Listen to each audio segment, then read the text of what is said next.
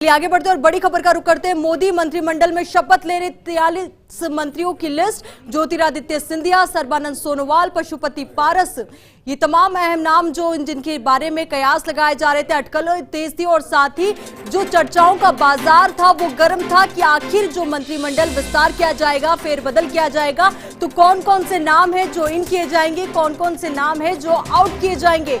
तो 43 मंत्रियों की जो लिस्ट है वो सामने आई है। ज्योतिरादित्य सिंधिया इसमें शामिल है और सर्बानंद सोनोवाल, पशुपति पारस, ये तीन अहम नाम इस वक्त हम आपको बता रहे हैं। ज्योतिरादित्य सिंधिया बहुत महत्वपूर्ण नाम था क्योंकि लंबे अरसे से महाराष्ट्र में जिस तरीके से, माफ कीजिएगा, मध्य प्रदेश में जिस तरीके से ज्योतिरादित्य सिंधिया की एक महत्वपूर्ण भूमिका रही और उसके बाद ये इंतजार था कि कांग्रेस का दामन छोड़कर जब वो बीजेपी में शामिल हुए तो एक अच्छी खासी पोस्ट उनको दी जाएगी। तो ऐसे में अब ये इंतजार भी खत्म होता हुआ नजर आ रहा है। ज्योतिरादित्य सिंधिया के नाम सामने आए तो वहीं सर्बानंद सोनोवाल जो अहम नाम, जो पहले मुख्यमंत्री भी रह चुके हैं, तो अब इनको भी अहम और बड़ी जिम्मेदारी दी जाएगी। तो वहीं पशुपति पारस, लगातार इस नामों पर भी बहुत ज्यादा चर्चाएं थी कि आखिर, क्योंकि चिराग पासवान जो है, जो इनके भतीजे हैं, तो वहीं पार्टी अध्यक्ष ने पहले ही आज सुबह भी ये बयान सामने दिया कि वो अगर इस तरीके से मंत्रिमंडल विस्तार में एक अहम पद उन्हें मिलता है तो उनकी पार्टी से इसका कोई संबंध नहीं, उनको निर्दलीय सांसद के तौर पर ही रखा जाए।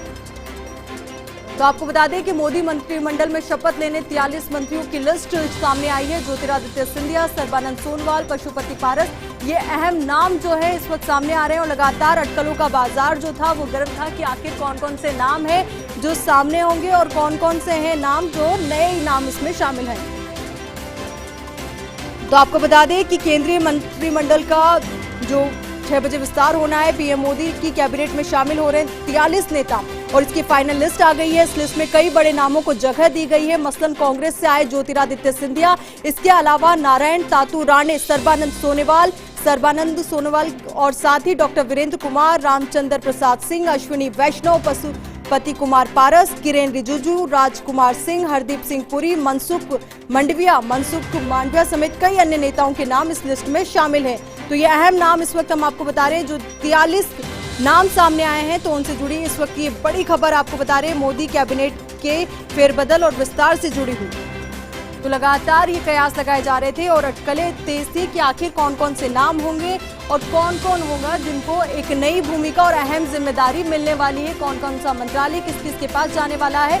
और वो 11 नाम भी हमने आपको बताए थे जिनको आउट किया गया, कई वजह देकर इस्तीफे उनसे लिए गए। तो ऐसे में अब ये नए नाम सामने आए, 43 मंत्रियों के नाम सामने आए।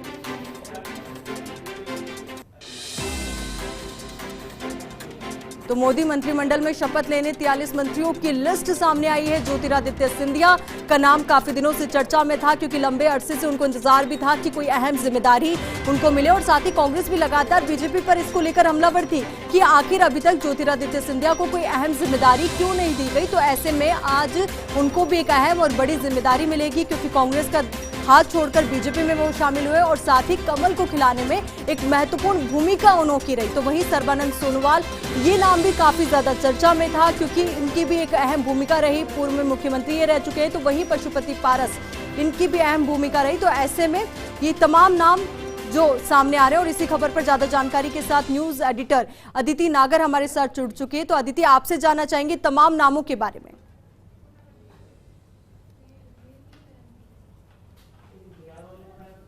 देखिए, ये 43 लोगों की लिस्ट आई है। मैं एक बार फिर राजस्थान की तरफ से भूपेंद्र यादव का नाम है, उसके अलावा किसी का नाम नहीं। आपको बता दें कि नारायण राणे महाराष्ट्र से हैं, लगातार हम नाम चला रहे थे। सर्बानंद सोनोवाल को बनना तय था, जब उन्होंने मुख्यमंत्री पद से इस्तीफा दिया था तभी से था कि उनको दिल्ली बुलाया जाएगा। वीरेंद्र कुमार का यहाँ पर नाम है, ज्योतिरादित्य सिंधिया का यहाँ पर नाम है, जिनको बनना तय था जब से वो मध्य प्रदेश का तमाम तरीके का सिनेरियो हुआ तब से। हालांकि ये माना जा रहा था कि 15 महीने का उनको लंबा इंतजार करना पड़ा। रामचंद्र प्रसाद सिंह का नाम है, अश्विनी वैष्णव जो कि जिनका ताल्लुक राजस्थान से भी है, उदयपुर, राजस्थान के उदयपुर से है। पशुपति नाथ पारस, हाल ही में बहुत बार उनका नाम सुना था, चिराग पासवान के चाचा हैं और ये भी माना जा रहा है कि इनकी शर्त है कि वो उस बंगले में रहना चाहते हैं जो इनका भाई का है और इनके पास फोन गया था अमित शाह का इनको बुलाने के लिए। किरेन रिजिजू, इनका एलिवेशन है, ये पहले भी मंत्री हैं और बहुत अच्छी परफॉर्मेंस इनकी मानी जाती है। इसके अलावा राजकुमार सिंह, हरदीप सिंह पुरी, इनका भी एलिवेशन है। इसके अलावा मनसुख मांडविया एलिवेशन वाले मंत्री हैं। भूपेंद्र यादव, लगातार हम बात कर रहे थे, यादव बाहुल्य इलाके, यादव एक बहुत बड़ा फैक्टर भी है। इसके अलावा काम को लेकर, परफॉर्मेंस को लेकर सबसे ज्यादा और जो है माना जा रहा है, क्योंकि ये संगठन के बहुत ही इम्पोर्टेंट व्यक्तियों में से एक हैं और उनको पता है कि भारतीय जनता पार्टी काम कैसे करती है। और अब पहली बार उनको ये मौका मिलेगा जब वो केंद्र में मंत्री पद की शपथ लेंगे और क्या मंत्रालय मिलता है देखना होगा। पुरुषोत्तम रूपाला एलिवेशन, जी किशन रेड्डी, हम लगातार ये सारे नाम बता रहे थे। अनुराग सिंह का नाम 15वें स्थान पर है। अनुराग सिंह ठाकुर जो कि MOS फाइनेंस थे, इनका एलिवेशन होने जा रहा है। पंकज चौधरी, यहाँ पर एक नाम आया है। अनुप्रिया पटेल उत्तर प्रदेश से। सतपाल सिंह बघेल, राजीव चंद्रशेखर, शोभा कंडालजे, इनका हम नाम लगातार बता रहे थे। भानु प्रताप सिंह वर्मा, कई ऐसे नाम हैं जिनका बारे में ये जानना पड़ेगा कि इनका बैकग्राउंड क्या है, क्या कुछ है। और दर्शना विक्रम जरदोष, इनके बारे में भी ये समझना होगा कि इनका बैकग्राउंड क्या है। मीनाक्षी लेखी लगातार कैस लगा रहे थे, वकील हैं और इसके अलावा महिला हैं और बहुत ही अच्छा बोलती हैं। लगातार दिल्ली में आम आदमी पार्टी से लेकर तमाम डिफेंड करती रही हैं। राजनीति इनकी दिल्ली की है और इनको जो है कैबिनेट में जगह मिली है। और अन्नपूर्णा देवी का नाम यहाँ पर है। A नारायण स्वामी का नाम यहाँ पर है। लगातार ये माना जा रहा था कि इनका भी जो है इंडक्शन होगा। कौशल किशोर, अजय भट्ट उत्तराखंड से हैं। उत्तराखंड की जिस तरीके से राजनीति गरमाई थी, जिस तरीके से तमाम पिछले दिनों हुआ है, उसमें जो सेकंड लाइन के जो लोग थे, जो सेकंड लाइन के जो मुख्यमंत्री बनना चाहते थे, और अजय भट्ट भी उनमें से एक है, जिनको अमित शाह ने फोन किया था और उनको नाराज होने के लिए समझाया था कि आप नाराज ना हो और तमाम चीजें हैं। BL वर्मा का इसमें नाम है। अजय कुमार चौहान, देवुनिश का नाम है। भागवंत कुबा, ये कई नाम हैं जो शायद हम पहली बार भी सुन रहे हैं। कपिल मोश्वार पाटिल का नाम है, महाराष्ट्र से हैं। प्रतिमा भौमिक हैं, बंगाल से हैं। सुभाष सरकार हैं। और देखिए किस तरीके से बंगाल, जहाँ पे चुनाव नहीं है लेकिन उनका जो इंडक्शन है वो ये साफ जाहिर करता है कि बंगाल के लिए बीजेपी मानसिक तरीके से किस दिशा में जाना चाहती है। इसके अलावा भगवंती किशन राव कराड़ हैं। राजकुमार रंजन सिंह हैं। भारती प्रवीण पवार का नाम है इसमें। विश्वंशु टुडू हैं, ये जो पार्टी छोड़कर आए थे, अभी हाल ही में ज्वाइनिंग हुई थी। शांतनु ठाकुर है। मंजूपुरा में महेंद्र भाई हैं, इनका नाम भी शामिल है। जॉन बराला हैं और L मुरुगन हैं। और लास्ट में जो नाम आया है वो है निशित पार्मिक।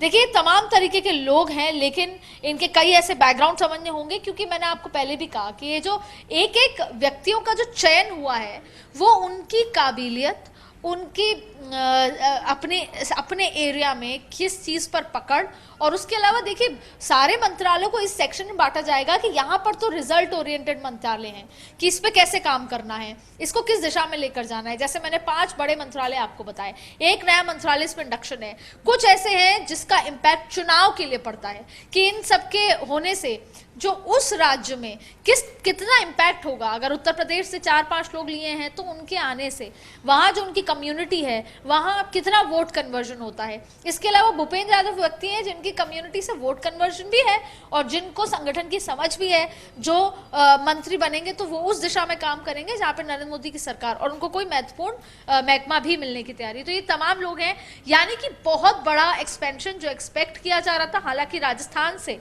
एक्सपेक्ट किया जा रहा था कि और भी बड़े नाम होंगे और भी बहुत सारे नाम होंगे। एक बात और आपसे जानना चाहेंगे, क्योंकि जब मोदी मंत्रिमंडल विस्तार और फेरबदल की अटकलें तेज थी तब ये बात सबसे ज्यादा प्रमुखता से देखी जा रही थी कि कहां पर विधानसभा चुनाव अगले 1 साल में होने। तो ये जो 43 नाम यहाँ पे सामने आए, तो किन किन का नाम जो है वो महत्वपूर्ण भूमिका निभाने वाला है?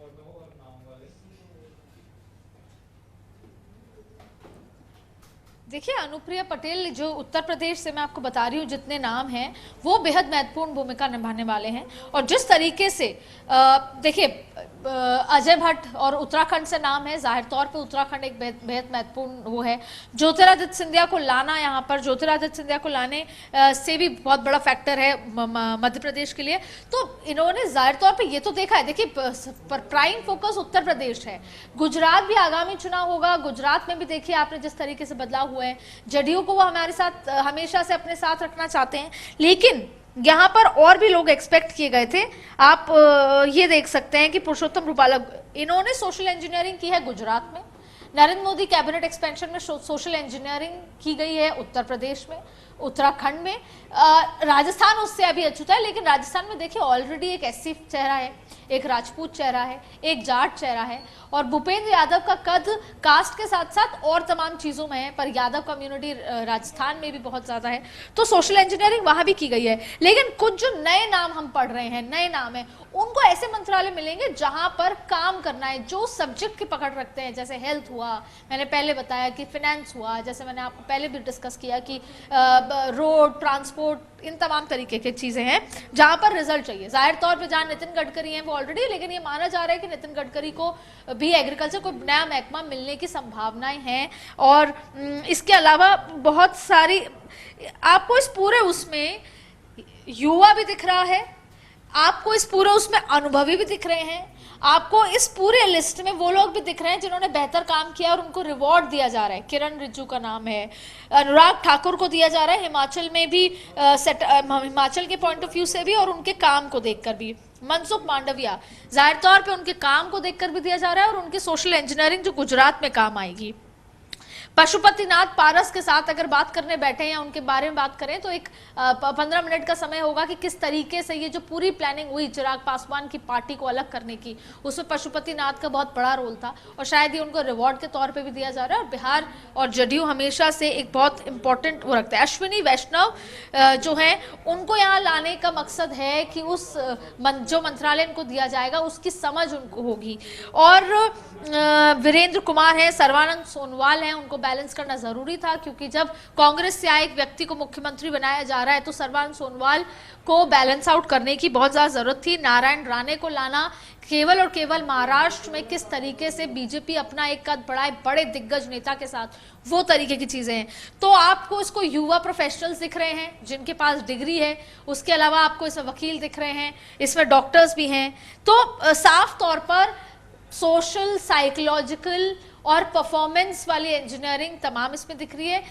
बॉटम लाइन ये है कि इतने बड़े एक्सपेंशन के बाद काम के तरीके में एक बड़ा बदलाव देखने को मिल सकता है। इतने बड़े एक्सपेंशन के बाद संगठन में भी जो लोग यहाँ से अभी ड्रॉप हुए हैं वो उनको संगठन में जिम्मेदारी दी जाएगी। और अब एक्सपेंशन के बाद जो 17 जुलाई से जो हाउस चलेगा 15 अगस्त के बाद तक, 13 अगस्त तक, उसके बाद से जिस तरीके से उत्तर प्रदेश में इन सभी मंत्रियों के दौरे होंगे, रेड कार्पेट बॉम्बिंग होगी, लगातार दौरे होंगे, क्योंकि उत्तर प्रदेश एक बेहद महत्वपूर्ण वो है। आपने इसमें देखा होगा कि कई सारे ब्राह्मण चेहरे हैं। यहाँ अगेन एक सोशल इंजीनियरिंग का काम है क्योंकि बार बार ये कहा जा रहा है, आप जो है बिटवीन द लाइंस आपने उत्तर प्रदेश की राजनीति देखी होगी कि कहीं ना कहीं कुछ चीज ठीक नहीं है और बीजेपी उसको ठीक करने के लिए सोशल इंजीनियरिंग के साथ साथ वहां भी मंत्रिमंडल सफल होगा, जिससे जो लोग नाराज हैं, जो लोग बैलेंस आउट नहीं है, उसको बैलेंस आउट किया जाएगा। तो अभी जो फर्स्ट फोकस है, और सबसे बड़ी बात है ये सारे लोग तो हैं ही, लेकिन आगामी जो लोकसभा राज्यसभा हाउस चलेगा उसमें भी बहुत सारे ऑर्डिनेंस, बहुत सारी बड़ी चीजें आएंगी, क्योंकि अभी की नीड है नरेंद्र मोदी सरकार की इमेज बिल्डिंग की। कोविड में जाहिर तौर पे एक समय आया था जब बहुत बेहतर भारत ने काम किया था, वैक्सीन बाहर पहुंचाई थी, देश में वैक्सीन बन रही है, लेकिन एक ऐसा भी सेकेंड वेव के समय आया जब सवाल उठाए गए, वैक्सीन पूरी ना होने पर से लेकर तमाम तरीके के सवाल भी उठाए गए। कोविड की सेकेंड वेव को क्यों नहीं समझा गया, चुनाव, बंगाल चुनाव की वजह से क्यों लोगों ने सफर किया। तो इन तमाम चीजों में फिर पेट्रोल प्राइस हाइक, गैस जो है घर सिलेंडर प्राइस हाइक, इन तमाम चीजों को देखने के बाद अब इमेज बिल्डिंग की बहुत ज्यादा जरूरत है, जिसमें परफॉर्मेंस देखनी होगी।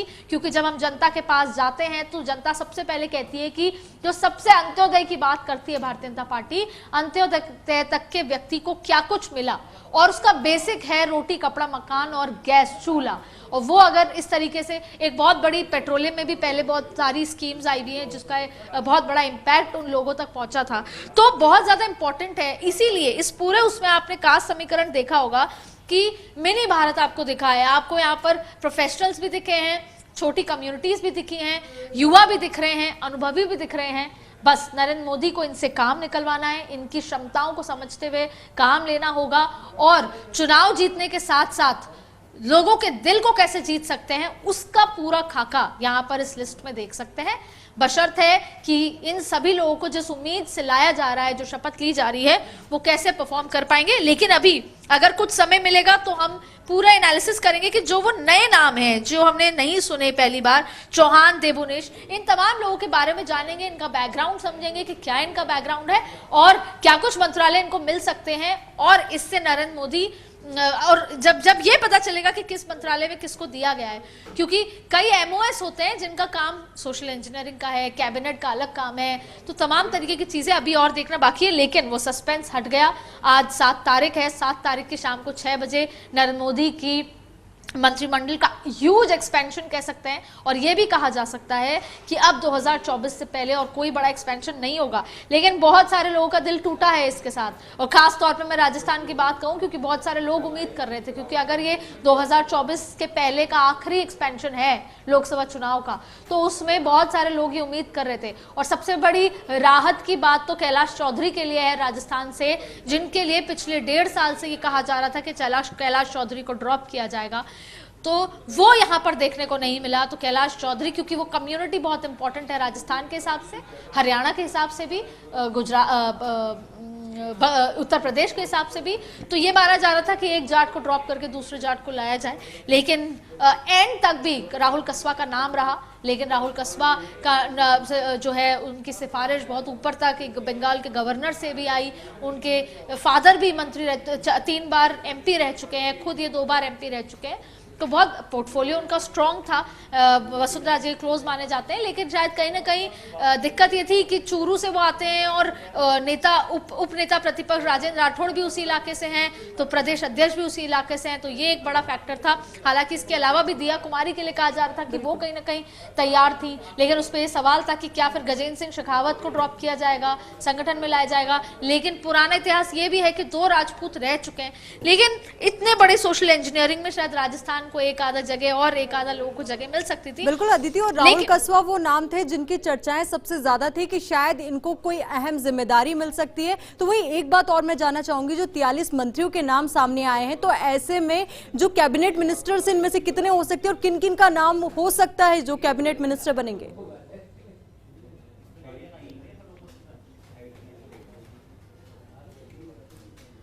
देखिए, ये अभी नहीं कहा जा सकता, पर हाँ सीनियर लोगों को कैबिनेट दिया जाएगा और जो नए लोग हैं उनको इंडिपेंडेंट चार्ज भी दिया जा सकता है। और इसके अलावा कैबिनेट से छटनी हुई अब तक 10 मंत्रियों ने इस्तीफा भी दिया है, तो वो जो 10 मंत्री हैं वो सीनियर लोग थे, उनका इस्तीफा हुआ है। तो आपको बता दें कि विस्तार इससे पहले कई मंत्रियों ने जो इस्तीफा दिया है उनके लिए जगह बनाई गई है। और 43 मंत्री जो आए हैं वो तमाम 6 बजे पहुंचने वाले हैं। अब ये देखना होगा। देखिए, मैं इस्तीफे वाले मंत्री बता दूं, निशंक पोखरियाल, वो उनके पास एक बड़ा महकमा था। इसके अलावा और भी लोगों ने इस्तीफा यहाँ पर दिया है।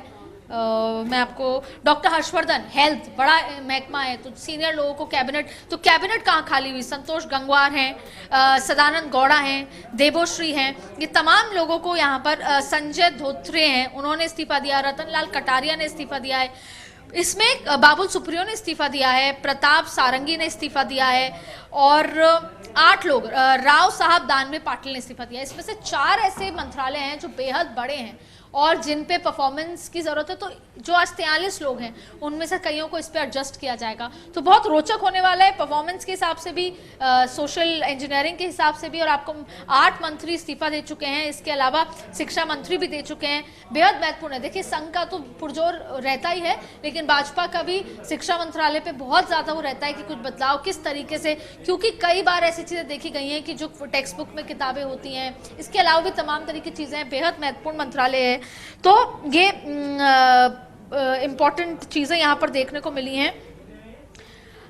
और संभावित नाम हमने आपको पहले बताए थे, उनमें से कई सारे नाम इसमें पॉसिबल हैं, लेकिन अभी साफ तौर से नहीं कहा जा सकता कि इनमें से कितने लोग जो है कैबिनेट में जाएंगे, कितने एमओएस, कितने इंडिपेंडेंट। लेकिन ये साफ है कि जब वो शपथ लेंगे तो उस शपथ के हिसाब से बताया जा सकता है। लेकिन बहुत सारे सीनियर लोग हैं और उनमें से कईयों को एडजस्ट किया जाएगा बड़े मंत्रालय के लिए। उम्मीद है कि जो भूपेंद्र यादव है उनको भी कानून मंत्रालय दिया जाए, क्योंकि भाजपा के साथ साथ और भी देश भर में जो भी इशू होते हैं भाजपा से संबंधित, बड़े कानूनी दाव पेच, खासतौर पे अगर राम मंदिर की बात करें तो उसमें भी भूपेंद्र यादव का एक बेहद महत्वपूर्ण रोल रहा, तो उनको वो मंत्रालय दिया जा सकता है। रविशंकर प्रसाद के लिए तो बीच में ड्रॉप होने तक की बात थी, लेकिन वो तो ये तमाम तरीके की चीजें हैं। कुछ देर का इंतजार और है, 6 बजे जब शपथ ली जाएगी तो और तस्वीर सामने आएगी। बिल्कुल अदिति, और जब हम ये 43 मंत्रियों की लिस्ट पर नजर डालते तो सबसे पहली बात कि ओबीसी को एक बड़ा हिस्सा यहाँ पे दिया गया है, तो वही बात की जाए जो पढ़े लिखे लोग हैं, युवा जो है, उनको भी एक महत्वपूर्ण स्थान यहाँ पे दिया गया है और महिलाओं को भी स्थान दिया गया है,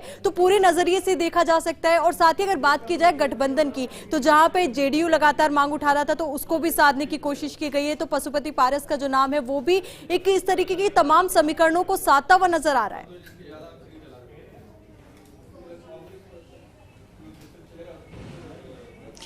वही मैं आपको लगातार ये कह रही हूँ कि इसमें तमाम समीकरणों को साधते हुए नजर आ रहा है। इसलिए कहते हैं कि जब इतनी देरी हुई तो उसकी वजह थी, बहुत लंबे समय से इस पे काम चल रहा था, बहुत लंबे समय से ये जो सारे लोग हैं इनका बैकग्राउंड देखा जा रहा था, किन और जिन लोगों को एलिवेशन मिला है उनका काम देखा जा रहा था, जिनसे इस्तीफा लिया गया है उनका, और निशंक को हेल्थ की वजह से भी, अपने उनकी हेल्थ नासाज चल रही है उसकी वजह से भी हटाया गया। और देखिए रफ्त चाहिए, जिस तरीके से खुद प्रधानमंत्री मोदी 24 में से 17-18 घंटे काम करते हैं, अमित शाह भी 24 में 17-18 घंटे मंत्रालय का भी काम करते हैं, तो संगठन का भी, तो शायद उनको इसी तरह का रिजल्ट चाहिए जिसमें हेल्थ, एग्रीकल्चर, ये तमाम ऐसे हैं जहां पर कहीं ना कहीं अभी नरेंद्र मोदी सरकार अप टू मार्क काम नहीं कर रही और जो डे टू डे लोगों को अफेक्ट करता है। और जब डे टू डे वो लोगों को अफेक्ट करता है तो वो फिर सरकार की इमेज को अफेक्ट करता है। तो सोशल इंजीनियरिंग भी जरूरी है, चुनाव जीतना भी जरूरी है, लेकिन इस 5 साल में अपने कामों का झंडा गाड़ना भी जरूरी है। तो इन सभी चीज आप यहाँ पर देख सकती हैं। इस पूरे 43 नामों में देखना बस ये होगा कि किसको कौन सा महकमा मिलता है, और अब कल से जब वो मंत्री पद संभालेंगे तो क्या कुछ आगे बदलाव देखने को मिलता है। जी बिल्कुल अदिति, और देखिए जब 2014 का किस्सा अगर हम लोग याद करें, जब पहली बार मोदी सरकार आई तो ऐसे में एक फॉर्मूला दिया गया था, मिनिमम गवर्नेंस मैक्सिमम गवर्नमेंट, तो ऐसे में बिल्कुल कुछ विपरीत सा नहीं नजर आ रहा है।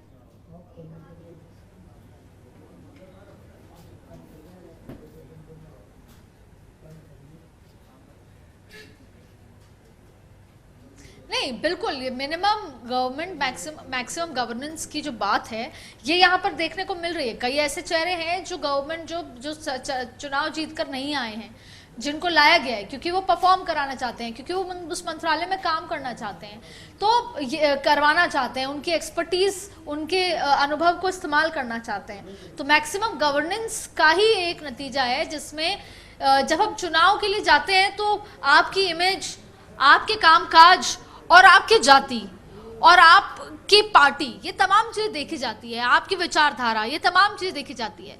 पब्लिक में आप जाओगे, जब आप भाषण दोगे 1-1 घंटे का, तो आप अपने काम गिनाओगे, आपकी क्या सोच है आप वो बताएंगे, आपने क्या क्या काम किए हैं, किस तरीके से किए हैं। कोरोना जैसा, जब देखिए पाकिस्तान से जब कभी मुद्दा आता है तो नरेंद्र मोदी सरकार क्या बताती है, जब कोरोना जैसी महामारी आई तो नरेंद्र मोदी सरकार जाकर क्या बताएगी, वैक्सीनेशन पे क्या बोलेगी। तो काम जरूरी है और शायद उस काम के परफॉर्मेंस या फिर रिजल्ट के लिए आज ये बदलाव देखने को मिला। उत्तर प्रदेश में चुनाव जीतना है, कई बार ये भी कहा जाता है चुनावी भाषा में कि जनता काम भूल जाती है, लेकिन फिर जाति समीकरण में इमोशनल होकर जातीय समीकरण के हिसाब से वोट देती है, उसको भी देखा गया है। तो बहुत पेचीदा काम होता है, लेकिन अंततः नरेंद्र मोदी सरकार के पास बड़ी चुनौती है 2024 की, उससे पहले की और बहुत सारी चुनौतियां हैं, खासतौर पे उत्तर प्रदेश और गुजरात जाहिर तौर पे बहुत टिप्स पर है, अमित शाह के उत्तर प्रदेश भी टिप्स पर है,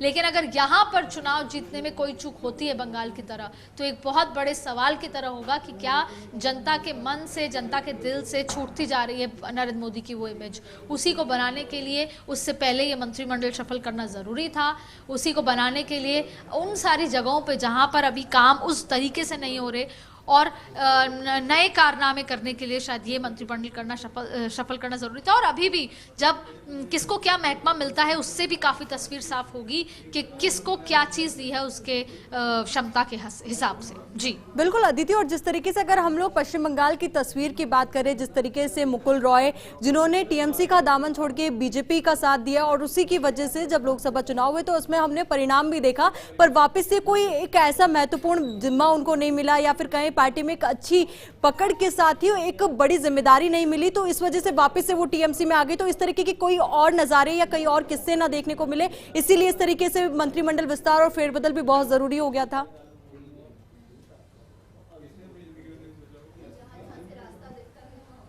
जरूरी भी हो गया था। और देखिए बाबुल सुप्रियो जो उनके एक फैन फॉलोइंग थी, जब उनको लिया गया तो बाबुल सुप्रियो जाहिर तौर पे बंगाल से आते हैं, लेकिन उनकी एक अलग फैन फॉलोइंग थी, सिंगर है वो, लेकिन वो जादू वो बंगाल में चुनाव में नहीं बिखेर पाए, वो जादू वहां पर नहीं बिखेर पाए। उसके अलावा दूसरे जो और तो उन्होंने बदलाव किया, क्योंकि देखिए at the end of the day जमीन पर आपकी वोट कन्वर्ट करने की क्षमता कितनी है, आप खुद कितने वोट ला सकते हैं, या फिर आप मंत्रालय के कमरे में जब आप काम कर रहे हैं अपने अधिकारियों के साथ तब आप क्या नए आइडियाज ला सकते हैं। मैं आपको बताना चाहूंगी कि जब ये तैयारी चल रही थी तो कई ऐसे मंत्रियों से ये पूछा गया कि आपको ये पॉलिसी के नरेंद्र मोदी की बेस्ट पॉलिसी कौन सी है, आपने अपने मंत्रालय में कौन सी बेस्ट पॉलिसी आपको लगी, या किसी एक पॉलिसी या किसी एक चीज के बारे में उनसे पूछा गया जिसके बारे में उनको बाद में वो जवाब नहीं दे पाए।